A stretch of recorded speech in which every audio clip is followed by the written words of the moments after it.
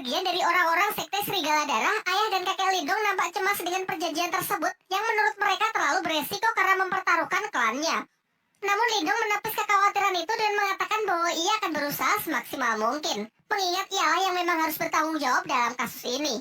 Ia lalu meminta izin untuk pergi ke ibu kota lebih awal demi lebih banyak menuntut seni ilmu bela diri di sana. Akan tetapi sebenarnya ia juga punya alasan yang ia rahasiakan, yaitu mencari cara untuk melatih batu rubah di tangannya agar bisa sepenuhnya ia kendalikan. Keesokan harinya, Lindung pun berpamitan dengan semuanya meskipun terlihat sang adik sebenarnya tak rela jika kakaknya pergi sendirian. Singkatnya, Lindung pun berangkat ke ibu kota dengan menunggangi seekor kuda.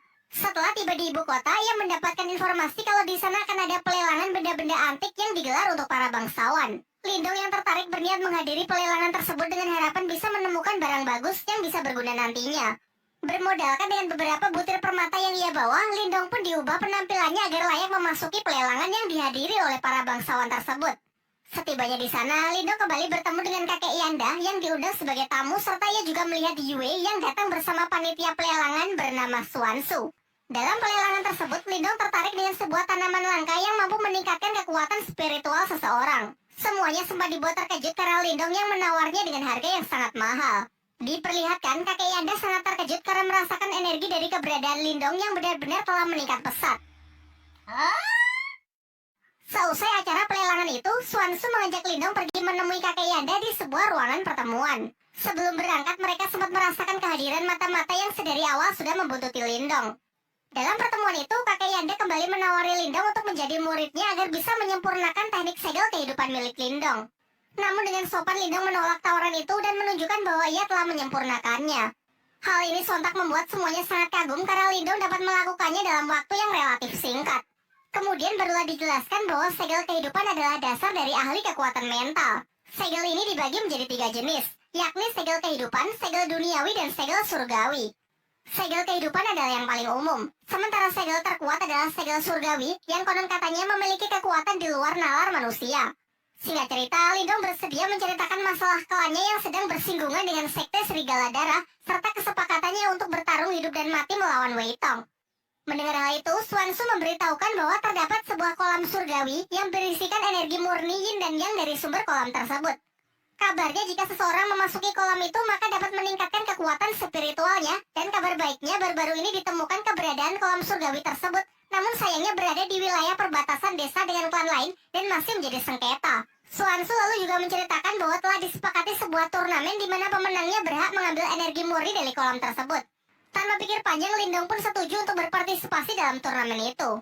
Di lain waktu, Lindung kembali memasuki dimensi batu rubah, namun anehnya bayangan hitam yang selalu menjadi alat berlatihnya tak lagi muncul. Ia pun mencoba berkonsentrasi untuk menemukan sumber masalah. Dan tiba-tiba di sana muncul sesosok bayangan putih yang tak lain adalah si rubah putih itu sendiri. Rubah putih itu lalu memperkenalkan diri bahwa ia adalah jelmaan iblis celestial yang bernama Marta, sekaligus pemilik dari dimensi ini. Ia juga menjelaskan bahwa dahulu ia sangat kuat berkat batu tersebut. Akan tetapi seiring berjalannya waktu, batu itu justru menyerap energi spiritualnya hingga menjadi sangat lemah. Akhirnya ia terpaksa hidup bersembunyi di dalam batu tersebut agar jiwanya tidak lenyap.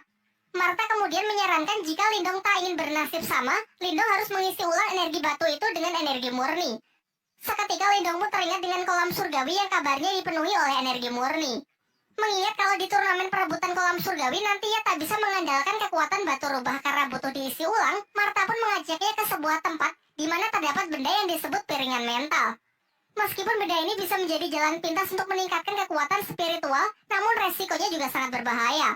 Yaitu jika dalam prosesnya Lindung tak sanggup menahan rasa sakit, maka kekuatan spiritualnya akan lenyap dan tak akan bisa dipulihkan lagi. Tanpa banyak berpikir, Lindung pun ingin mencobanya dan bersedia menanggung semua resiko yang mungkin terjadi. Dan benar saja, saat proses berlangsung, ia merasakan sakit yang sangat luar bioskop. Sampai akhirnya dengan tekad yang kuat, Lindung berhasil melewati proses tersebut, alhasil kekuatan mentalnya pun meningkat pesat. Setelah itu, Marta menyarankan agar Lindung memakan rumput obat yang ia beli sebelumnya agar kondisi dan energi mentalnya bisa segera pulih. Karena setelah ini ia akan mengajarinya teknik baru yang disebut teknik Borkeong. Keesokan harinya, Lindung datang ke suatu tempat di mana semua orang di pelelangan berkumpul. Di sana datang juga Yue dan seorang pria bernama Liu Yi.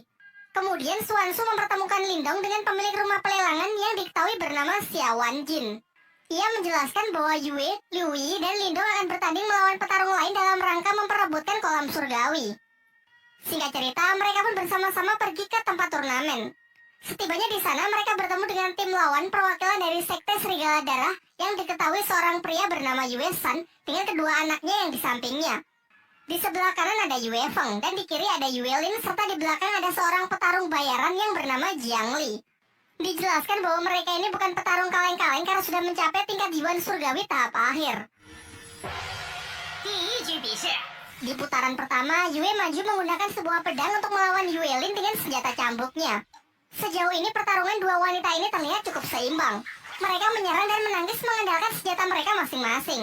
Namun akhirnya pertarungan singkat tersebut dapat dimenangkan oleh Yue dengan berhasil menodongkan pedangnya tepat ke leher Yue Lin. Di putaran kedua, Yue Feng maju sebagai perwakilan berikutnya. Sementara Lindong yang nampak ragu-ragu segera diambil alih oleh Liu Yi yang bersedia maju terlebih dahulu dengan senjata tombaknya.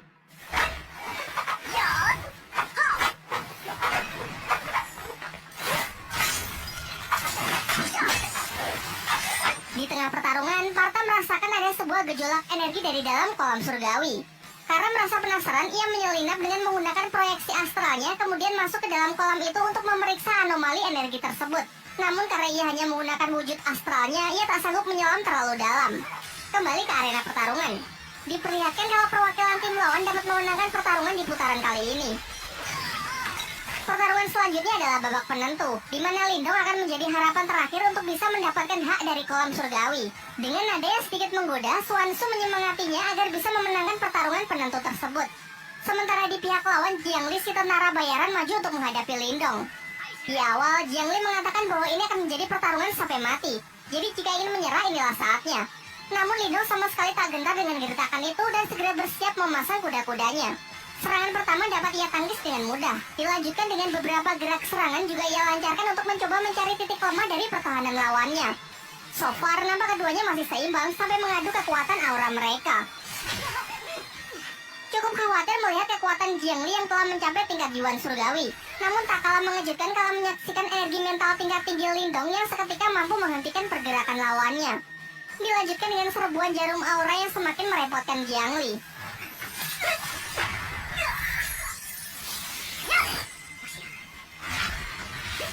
Mencoba serangan jarak dekat pun juga percuma karena tekanan energi mental Lindong yang dengan kuat menghempaskannya. Saat semua merasa kalau Lindong telah memenangkan pertandingan itu, Jiang Li bangkit dengan aura merah yang membara. Ternyata ia menguasai sebuah teknik rahasia yang memungkinkan seseorang mengkonversikan darahnya menjadi energi. Hal ini membuat kekuatannya meningkat pesat dalam beberapa saat, meskipun teknik ini dinilai sangat berbahaya dan memiliki resiko yang sangat tinggi. Beberapa kali serangan pun dilancarkan yang hanya dapat Lindong hindari. Bahkan serbuan jarum aura pun benar-benar sudah tidak mempan. Sebagai serangan penutup, Jiang Li memusatkan energinya di tangan untuk menciptakan serangan mematikan yang berwujud tangan merah raksasa. Sementara Lindong bersiap dengan teknik barunya yang diajarkan oleh Marta, yaitu teknik Borkeong. Bentrokan teknik yang sangat kuat itu pun menghasilkan gelombang yang menggentarkan langit dan bumi. Namun saat debu telah menyingkir, terlihat Jiang Li yang sudah mati langkah dengan 4 jarum Lindong yang diarahkan tepat ke lehernya. Sehingga dengan ini Lindonglah yang keluar sebagai pemenang dan memiliki hak atas kolam surgawi. Setelah kemenangan itu, mereka bertiga masuk ke dalam kolam untuk menyerap energi spiritual sebanyak-banyaknya. Namun dibandingkan yang lain, teknik penyerapan energi milik Lindong berjalan jauh lebih lambat. Marta pun justru menertawakannya. Dikarenakan waktu berendam yang terbatas, Marta membuat sebuah kesepakatan dengan Lindong, yaitu ia akan membantunya menyerap energi spiritual dengan cepat, dengan syarat jika sudah selesai, Lindong harus bersedia turun ke dasar kolam untuk melihat sumber energi aneh dari kolam surgawi tersebut. Tanpa pikir panjang, Lindong pun menyetujui kesepakatan yang dibuat Marta. Dan benar saja, setelah mendapatkan bantuan dari Marta, dengan sangat cepat energi mengalir deras ke dalam diri Lindong. Bahkan efek dari proses itu sampai dirasakan di atas kolam yang muncul pusaran air raksasa. Seusai proses penyerapan, sesuai kesepakatan, ia turun ke dasar kolam untuk memeriksa sumber dari energi kolam surgawi. Di bawah sana, Lindong menemukan giok iblis piton yang dalam kondisi tersegel. Pada awalnya, Lindong tak ingin mengusiknya dan berniat langsung pergi. Namun Marta berusaha membujuknya dengan mengatakan kalau ini tidak berbahaya karena iblis ini sedang terluka. Ia juga menjelaskan bahwa sumber energi spiritual yang Lindong serap sebagian tadi berasal dari mutiara yin dan yang berada di belakang jiwa iblis tersebut. Marta lalu menambahkan, jika Lindong berhasil mendapatkan mutiara tersebut, maka hanya dalam waktu singkat Lindong dapat mencapai tingkat Yuan Jin. Namun karena mutiara itu diselubungi jiwa iblis, Martha harus menghisapnya terlebih dahulu supaya Lindung bisa mengambilnya. Ia lalu menyuruh Lindung untuk mentransfer sebagian energinya agar Martha cukup kuat untuk bisa melakukannya. Ketika proses penyerapan berlangsung, tiba-tiba segel iblis itu hancur sehingga sang iblis piton kini berhasil bebas. Pertarungan pun tak terhindarkan.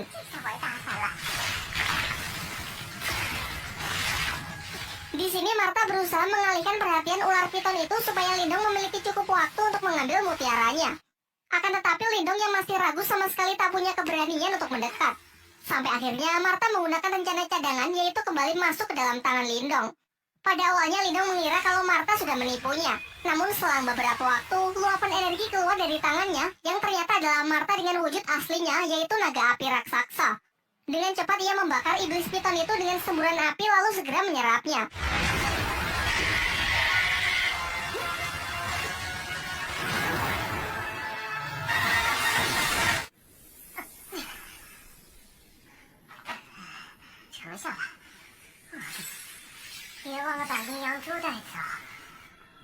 Setelah mereka semua kembali, Xiao Wanjin dan yang lainnya merasa khawatir dengan kondisi Lindong yang terlihat sangat pucat akibat penyerapan energi dari kolam surgawi yang dinilai terlalu banyak. Namun Lindong menepis kekhawatiran itu dengan mengatakan kalau dirinya baik-baik saja. Ia menegaskan asalkan ia bisa segera naik tingkat dan bisa mengalahkan Wei Tong dari Sekte Serigala Darah, apapun rela ia lakukan. Dalam pembicaraan itu, Xiao Wanjin menjelaskan bahwa Sekte Serigala Darah selama ini juga menjadi musuh bebuyutan bagi pihaknya. Terlebih lagi karena Lindong telah membantunya mendapatkan kolam surgawi, ia pun bersedia memberikan bantuan apapun. Di akhir pembicaraan, Suanshu memberikan buku langkah dari pelelangan kemarin yang berisi teknik-teknik rahasia agar bisa Lindong pelajari demi mempersiapkan dirinya agar bisa menang melawan Wei Tong. Di malam harinya, Lindong mempelajari buku pemberian Suanshu untuk mengendalikan energi yang telah ia serap sebelumnya. Ia kemudian kembali masuk ke dalam dimensi rubahnya. Di sana ia melihat bayangan dirinya yang kini telah pulih. Bahkan bayangan tersebut juga telah membuka aliran energi spiritual tingkat 22 vena. Lantas ia pun segera menirukan gerakan dari bayangan itu dan seketika ia juga berhasil membuka aliran energi spiritual tingkat 22 vena. Meskipun di percobaan pertama ia sempat gagal, sampai akhirnya dengan mengerahkan seluruh tenaganya, ia berhasil menetralkan mutiara itu yang kemudian langsung ia telan.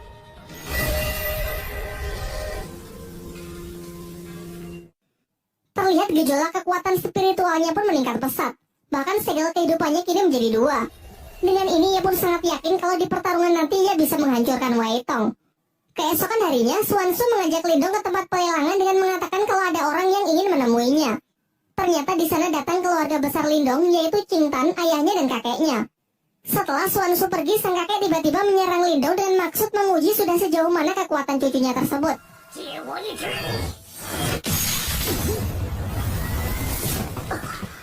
Dan setelah beradu kekuatan, hasilnya benar-benar mengejutkan karena kini Lindong telah mencapai tingkat Yuan dan awal. Kakeknya lalu menjelaskan bahwa dalam sejarah klan Lin, Lindong adalah orang termuda yang bisa mencapai tingkat tersebut. Singkat cerita, hari pertarungan pun telah tiba, di mana Lindong harus berhadapan melawan Wei Tong dari Sekte Serigala Darah dalam pertarungan hidup dan mati. Semua orang datang menyaksikan pertarungan mereka, termasuk keluarga Lindong. Namun tanpa mereka sadari ada mata-mata dari pihak Wei Tong di belakang mereka. Ketika nama mereka disebut, Lindong dan Wei Tong segera memasuki arena.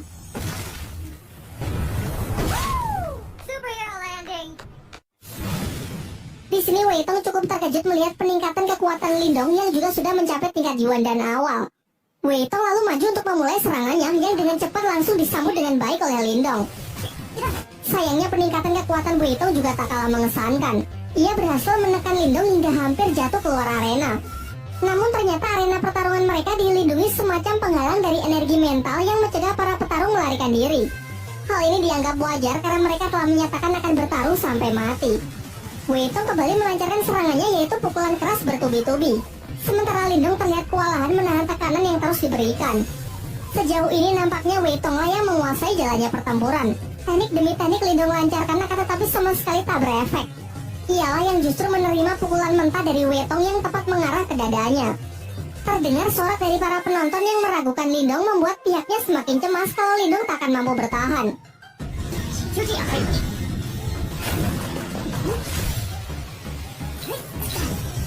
Sekarang tak ada pilihan lain. Lindong pun segera menyiapkan jurus terkuatnya, yaitu teknik Borkeong untuk mencoba mengakhiri pertarungan.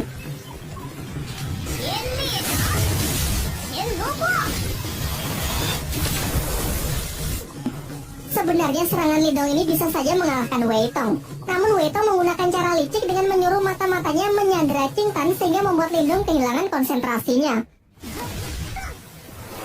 Sementara kakek Yanda berusaha membantu dengan mencoba mendekati mata-mata tersebut. Di arena, Lidong benar-benar tidak bisa fokus bertarung karena melihat adiknya dalam bahaya. Alhasil serangan-serangan Wei Tong pun banyak yang masuk.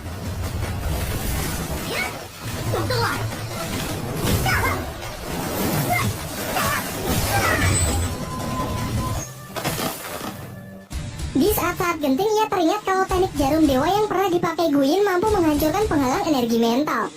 Kemudian ia kembali mengeluarkan jurus Borkeang untuk berpura-pura menyerang Wei Tong, namun sebenarnya ia menyelinapkan jarum dewa untuk menembus penghalang spiritual arena demi menolong Qing Tan.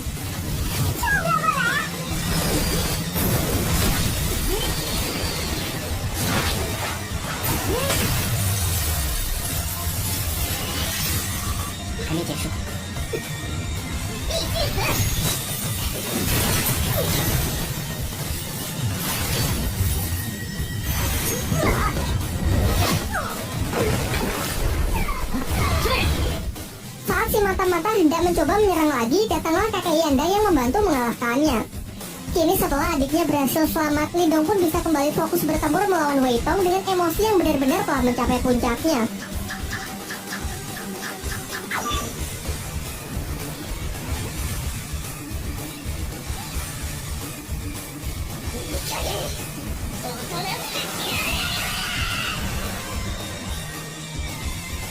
Setelah menerima gempuran serangan dari Lindong, Wei Tong pun benar-benar sudah kehabisan tenaga dan ia pun mengaku kalah. Namun Lindong malah mengatakan bahwa ini adalah pertarungan sampai mati, di mana pertarungan belum selesai jika tak ada salah satu pihak yang mati.